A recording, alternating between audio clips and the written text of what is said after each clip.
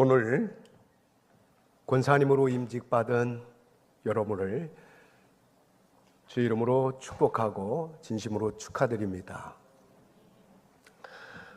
한 시골 중학교에 아버지와 어머니가 시장에서 뻥튀기 과자를 만드는 아들이 있었습니다. 이 아들은 열심히 사는 부모님이 늘 자랑스러웠습니다. 어느 날 선생님이 신상 기록부를 작성하라고 아이들에게 줍니다. 이름, 주소, 전화, 가족관계. 가족관계 옆에 부모님의 직업란이 있는 겁니다. 이 아이가 한참 고민합니다.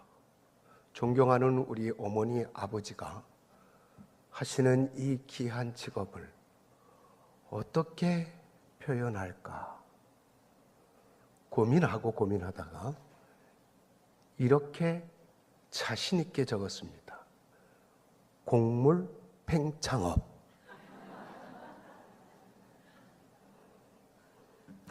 하나님께서는 우리의 인생을 변화시킬 뿐만 아니라 한없이 팽창시켜서 하나님의 거룩한 일에 쓰임받기 원하십니다.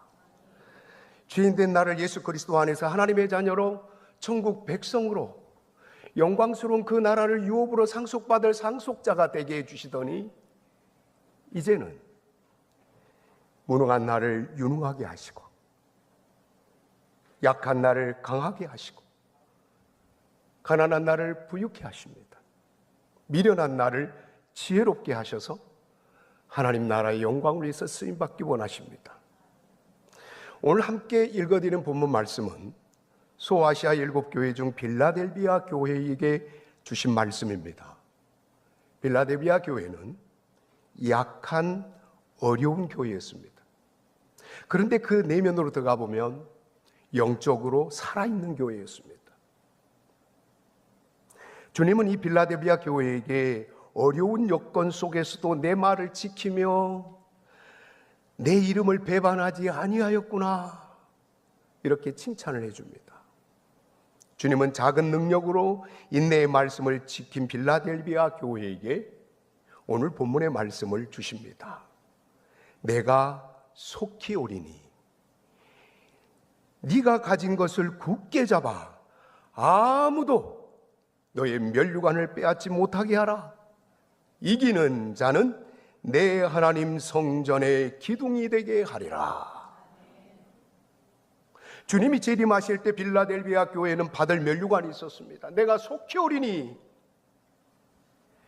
주님은 그 면류관을 빼앗기지 않도록 계속해서 충성된 삶을 살기를 권면합니다.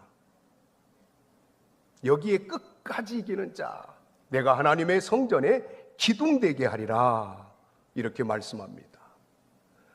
기둥된다는 것은 하나님이 견고하게 붙든다는 것입니다. 또 한면에는 기둥된다는 것은 그를 빛나게 한다는 것입니다.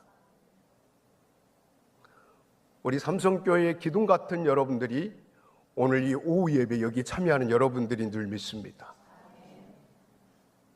내가 너를 하나님의 성전에 기둥되게 하리라. 오늘 특별히 임직받는 우리 권사님들, 주님이 여러분들에게 지금 말씀하십니다.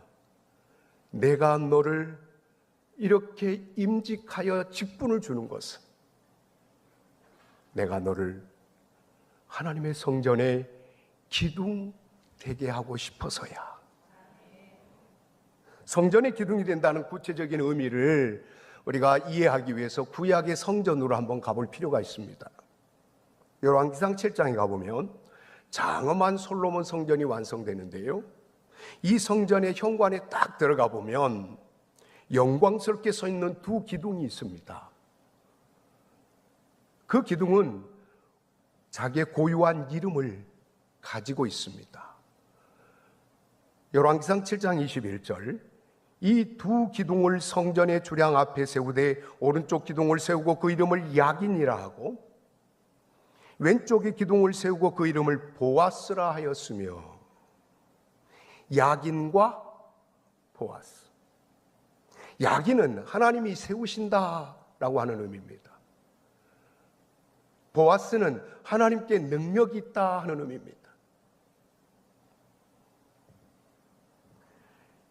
첫 번째로 약인, 첫 번째 기둥, 하나님께서는 너를 내가 내 성전에 기둥되게 하리라고 했을 때 하나님께서는 내가 너를 약인되게 하리라 하는 말이거든요.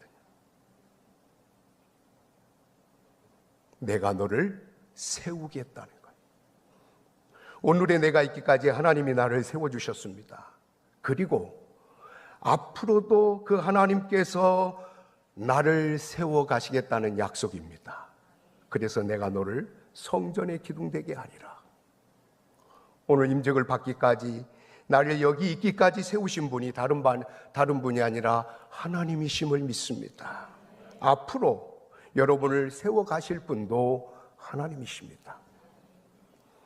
하나님이 나를 여기까지 사랑으로 인내하시며 공급하여 주시고 인도하여 주셔서 나를 여기 이렇게 고귀한 직분을 받기까지 세워주신 겁니다.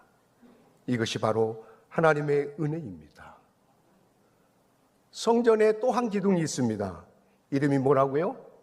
보아스. 보아스. 그에게 능력이 있다. 하나님께 능력이 있다는 의미입니다. 내가 너를 하나님의 성전에 기둥되게 하리라는 말씀, 이 말씀은 내가 너의 능력이 될 거야. 내가 너의 능력이 되어서 너를 통해서 새 일을 행하고 싶어. 내 능력으로 사명을 감당하게 하고 싶어. 너를 통해서 내 일을 행하고 싶어. 그래서 하나님께서 오늘 나의 성전에 기둥되게 하리라 말씀하시는 거예요. 마가복음 6장에 보면 오병이어의 기적이 나와요. 수많은 무리가 예수님의 말씀을 듣다가 저녁이 돼요. 사람들이 허기졌습니다. 제자들은 이들을 집으로 돌려보내고 먹게 해야 한다고 생각하고 있었어요. 그런데 예수님의 생각은 달랐어요. 너희가 먹을 것을 주어라. 제자들에게 하는 말이에요. 너희들이 먹을 걸 주어라. 제자들이 듣기에 너무 황당한 거예요. 제자들은 5,000명을 먹일 재정적인 능력이 없거든요. 단지 이들이 가지고 있었던 것은 어린 아이에게 받은 보리떡 5개와 물고기 2마리. 5,000명이나 되는 무리 앞에서 이것은 초라하기 짝이 없고 존재감 자체도 없는 겁니다. 그런데 이것이 주님의 손에 옮겨집니다. 그리고 주님이 그것을 가지고 축복하십니다. 그 후부터 상황이 달라지기 시작하는 겁니다. 생각지도 못한 엄청난 기적의 역사가 나타나기 시작하는데 보리떡 5개, 물고기 2마리가 5,000명을 먹이는 뭐가 된 거예요? 양식이 된 겁니다. 오병이어 나의 인생과도 같습니다. 나라는 인생이 오병이어처럼 세상 속에서 내가 감당해야 될 이 사명 앞에서 어쩌면 초라하기 짝이 없어 보이기도 합니다.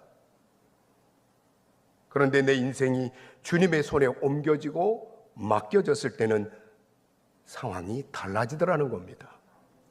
오병이어와 같이 초라하게만 보이던 인생이 5,000명을 살리는 역사의 주인공이 될 수 있더라는 겁니다. 오늘 임직받은 여러분, 언제나 내가 너를 하나님의 성전에 기둥되게 하리라 하는 이 주님의 말씀을 늘 기억하시기 바랍니다. 내게는 야긴과 보아스, 보리떡 5개, 물고기 2마리와 같이 초라해 보이는 나의 인생일지라도 하나님의 능력의 손에 옮겨지고 그분에게 붙들리고 그분이 나를 축복하고 그분이 나를 사용하게만 한다면 하나님의 교회의 기둥이 되어 수많은 영혼들을 살리고 수많은 사람들에게 선한 영향력을 끼치며 살아가는 인생으로 바뀌어질 수 있음을 믿습니다. 그래서 바울은 이렇게 고백하죠. 나를 능하게 하신 분은 그리스도 예수시다. 여러분, 나는 원래 핍박자였습니다. 내 영적으로 얼마나 어리석은 자였나 하면은 나는 핍박자요 죄인의 개수였습니다. 초라하기 짝이 없는 모습이었습니다. 그런데 하나님이 나를 아시아와 유럽의 수많은 영혼을 살리는 위대한 사도 바울로 이렇게 쓰임받게 하셨습니다. 하나님의 능력이 나를 사로잡을 그때부터였습니다. 초라한 나를 영광스러운 성전에 기둥되게 만드는 분은 하나님이십니다. 나의 주 예수 그리스도십니다. 나를 능하게 하신 분은 예수 그리스도십니다. 내게 능력 주시는 자 안에서 내가 모든 것을 할 수 있느니라. 나의 삶을 하나님께 맡기시기 바랍니다. 특별히 임직받은 여러분, 지금부터는 더욱 하나님의 능력을 의지하시기 바랍니다. 기도에 무릎을 꿇으시기 바랍니다. 기도가 회복되면 운명이 바뀝니다. 기도가 채워지면 기적의 역사가 나타날 줄 믿습니다. 하나님께 나를 의지하는 겁니다. 하나님의 능력에 나를 맡기는 겁니다. 하나님의 성전된 나의 인생에 세워진 두 기둥, 약인, 너를 세우는 분은 하나님이다. 네 스스로가 서는 거 아니야. 보아스, 너의 주어진 사명을 감당할 수 있도록 너의 능력이 되시는 분은 누구시다고요? 너의 하나님이다. 주님께서 삼성교회 기둥 같은 일꾼으로 쓰시려고 또 쓰고 싶어서 오늘 여러분을 이 군사님이라는 귀한 직분을 허락해 주시고 직분의 자리로 여러분을 부르신 줄 믿습니다. 그 사명을 감당할 수 있도록 하나님께서 지금까지 여러분을 세워주셨고 앞으로 계속 세워가실 겁니다. 그리고 나를 떠나지 아니하시고 계속해서 사명을 감당할 수 있도록 보아스, 한 기둥, 능력이 여러분의 능력이 되어서 주신 사명을 감당하게 하시는 분, 그분이 내가 믿는 하나님이십니다. 그러니 하나님의 성전의 기둥 같은 일꾼들인 우리 권사님들이 어떤 자세로 충성하며 봉사해야 할까 하는 겁니다. 오늘 11절 말씀에 보면 이렇게 말씀합니다. 내가 속히 오리니 너의 가진 것을 굳게 잡아 아무도 너의 물류관을 빼앗지 못하게 하라. 계속해서 이 삶에서 이기는 자는 내가 성전에 기둥되게 할 거니까. 첫 번째가 재림신앙으로 무장하라는 겁니다. 내가 속히 올 것이다. 마지막 때를 살아가는 우리 성도들은 주님 다시 오심을 기다리며 주님 만날 준비하며 살아가는 삶이 하루하루의 삶이 되어야 될 줄 믿습니다. 마가복음 13장 35절, 그러므로 깨어있으라. 집주인이 언제 올는지, 주님이 언제 올는지 그가 후련히 와서 너희가 자는 것을 보지 않도록 해라. 자는 것을 보지 않도록 해라. 재림신앙으로 무장하는 사람들은 영적으로 늘 깨어 있어야 합니다. 늘 기도하며 깨어 있어야 합니다. 기도와 깨어 있는 것을 항상 성경에서는 같이 동일선상해 봅니다. 기도의 자리에 늘 우리 권사님들이 있기를 주의 이름으로 축복합니다. 두 번째로, 믿음의 열심을 중단 없이 계속해라 하는 것입니다. 11절, 네가 가진 것을 굳게 잡아 아무도 너의 멸류관을 빼앗지 못하게 하라. 빌라델비아 교회 성도들이 가진 것은요, 작은 능력이었어요. 초라했어요. 그런데 그 작은 능력으로요, 믿음을 가지고 인내의 말씀을 지켜내며 충성하는 교회였어요. 주님은 이 충성된 자에게 일거리를 맡겨주시는 하나님이심을 믿습니다. 자라있도다 착하고 충성된 종아, 네가 작은 일에 충성하였으면 내가 많은 것을 내게 맡기리니 네가 너의 주인된 나와 함께 즐거워하리라. 임직받는 여러분, 여러분이 지금 가지고 있는 그 신실한 믿음의 열심을 중단 없이, 아니 거기에서 더 충성 봉사하며 발전시켜 나아가기를 주의 이름으로 축복합니다. 네가 붙든 거 누구에게 빼앗기지 말고 더 열심히 충성하며 봉사하라 하는 말씀입니다. 충성 봉사할 때에 모든 일을 사랑으로 행하시기 바랍니다. 특별히 고린도서 16장 14절에 보면 모든 일을 사랑으로 행하라고 말합니다. 교회 안에 이 사랑의 가슴을 가지고 늘 사역해야 될 많은 직분자들이 있는데 그 가운데서도 특별히 권사님들의 사랑의 이 사역은 교회를 교회되게 합니다. 사랑으로 많은 사람들을 용납하는 우리 권사님들이 되기를 주의 이름으로 축복합니다. 교회 기둥과 같은 권사님은 따뜻한 가슴으로 약한 사람, 소외된 성도들, 마음이 상한 사람을 그 누구든지 품어주는 어머니와 같은 사람이어야 합니다. 실수가 있어도 용납하고 조용히 눈물로 기도해주는 어머니와 같은 사랑의 가슴을 품은 권사님들이 많이 포진해 있으면 그 교회는 늘 평강이 흐를 줄 믿습니다.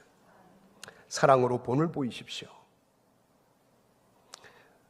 네가 잡은 것을 굳게 잡고 끝까지 충성하는데 특별히 본이 되어지는 삶으로 살아가길 바랍니다.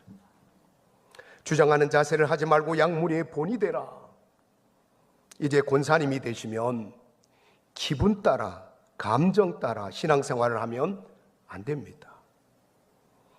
주님을 사랑하고 교회를 사랑하는 만큼 본을 보이는 사람이 되어야 될 줄 믿습니다. 나도 저 권사님처럼 저렇게 신앙생활하다가 늙어갔으면 좋겠다.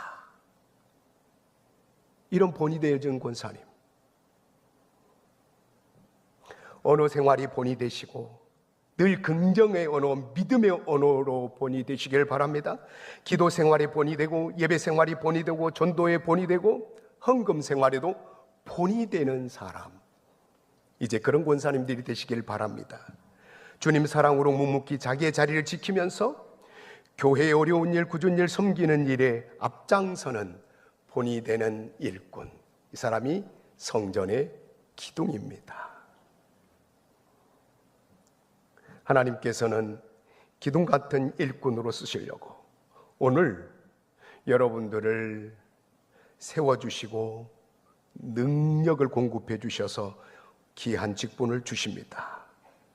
모든 일을 사랑으로 지금까지 해온 일보다 더 굳세게 믿음을 붙들고 정진하면서 충성하며 봉사하는 우리 모든 권사님들이 되기를 주의 이름으로 축복합니다.